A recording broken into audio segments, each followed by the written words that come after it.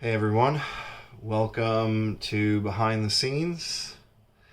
Tonight I'm gonna go through and do some needling in of color in well, this is one I did earlier today.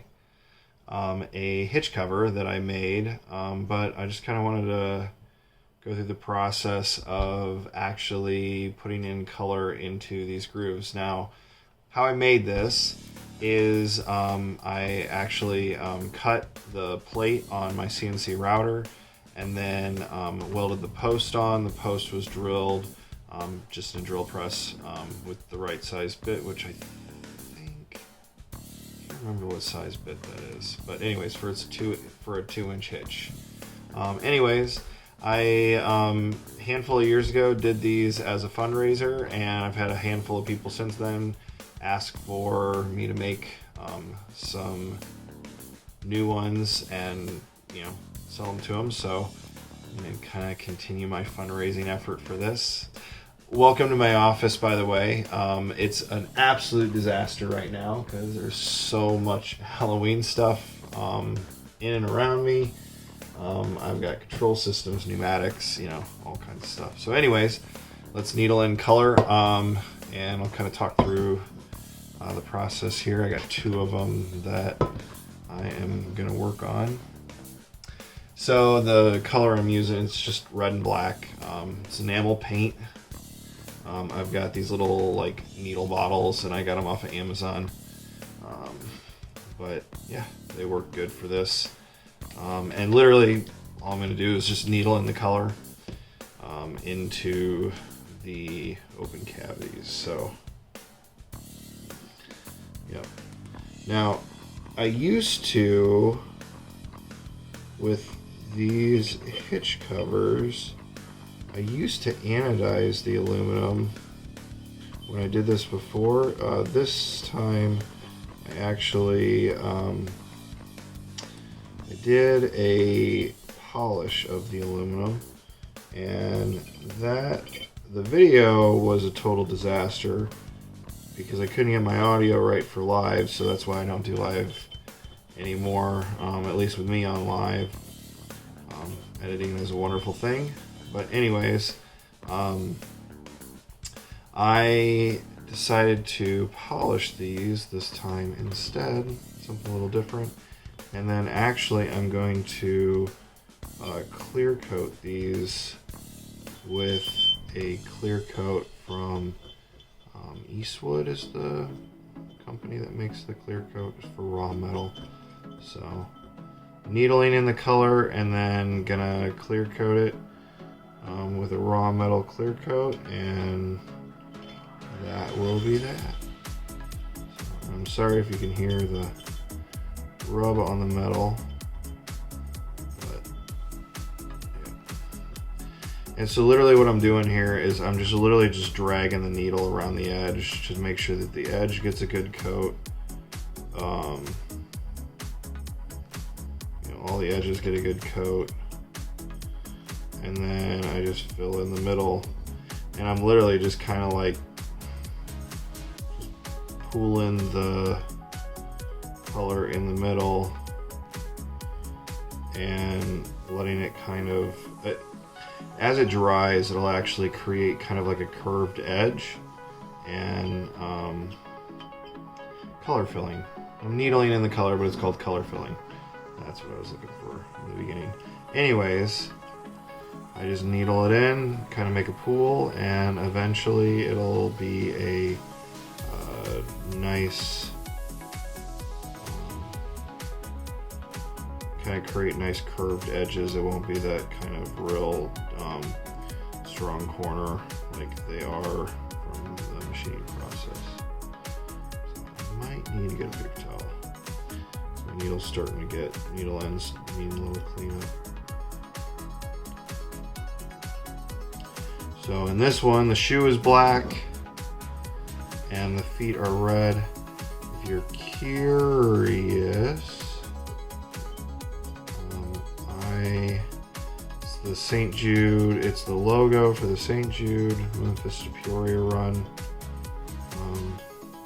It's a fundraising event that raises money for St. Jude, and well, in this area there's a couple thousand runners that do the event every year.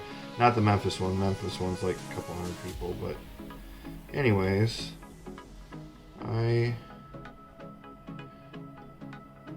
people like the hitch covers, so I'm making hitch covers. Yeah, the anodizing one was really interesting. I did hard anodizing. I didn't do color for these just because it just added a layer of complexity that I didn't want to deal with when I was making a lot of them. But I did hard anodizing and then polished it from there. And like hard anodizing versus like this is more of like a gray, like a milky gray versus the, you know, shininess that you get with the polishing. I didn't actually try polishing and then anodizing. I'm actually curious how that would actually turn out. Not sure what it would do to the surface, but so the enamel paint, this is right. This time I'm doing just like hobby enamel paint. You can use kind of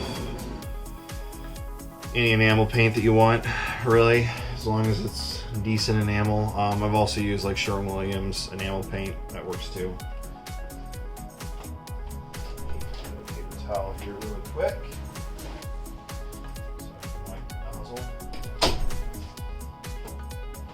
That is my 3D printing closet.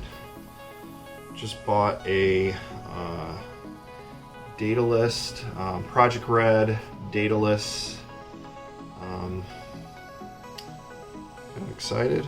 I'm well overdue for a new printer. My printer has seen better days, and yep.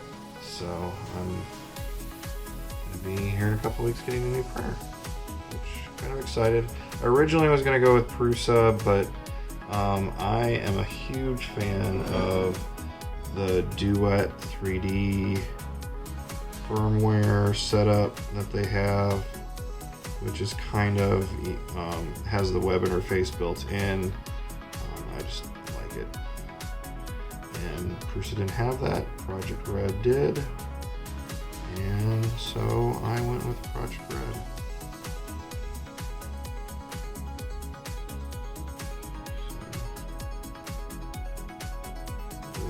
Toes are the biggest challenge.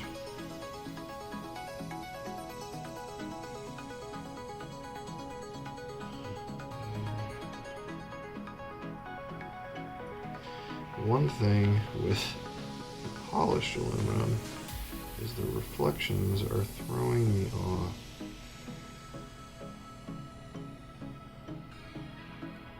It's kind of messing with my eyes a little bit.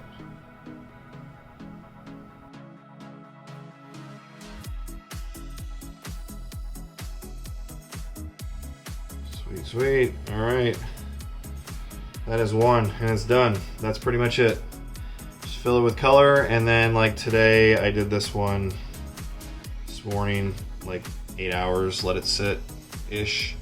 If I'm trying to speed it up or make sure that I really get a good, I want to make sure that I get it good and cured. I'll throw it in low heat in I have like a food dehydrator that I actually don't ever use for food. I use it always for like heating up resins, things like that.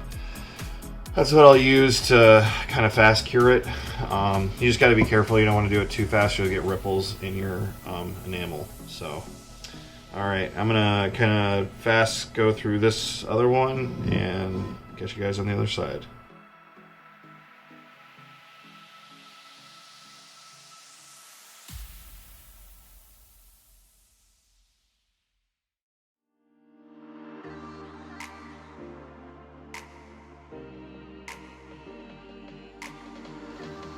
Thanks for joining me on Behind the Scenes. Check out some of my other videos. Please like and subscribe. I'm MalaMaker, and happy making.